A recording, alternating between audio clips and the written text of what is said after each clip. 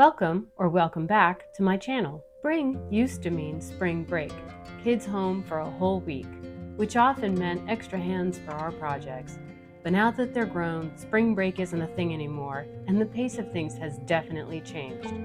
Progress around the house has been a little slow lately. The last interior project we worked on was the stairwell railing and newel post replacement. Spending that much time on the stairs really made us notice how sloped the floors were in that area. So we went under the house to investigate, and yep, there it was. These joists are sagging, and they're not even fully sitting on the pier that was put there specifically to support them. You can clearly see how much it's dropped.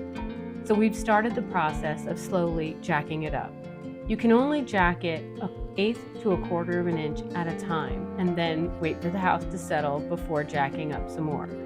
It's a slow and careful process, meant to avoid cracking the walls and doing more harm than good.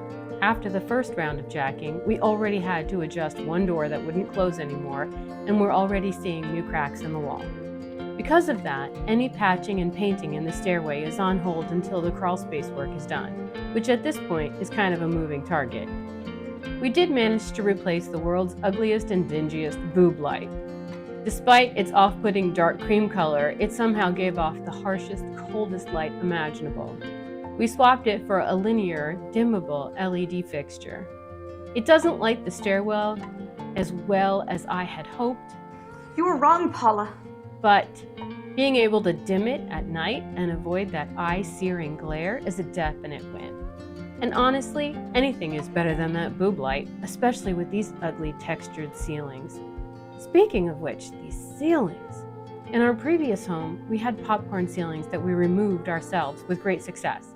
But we tried those same methods on this texture and nothing worked.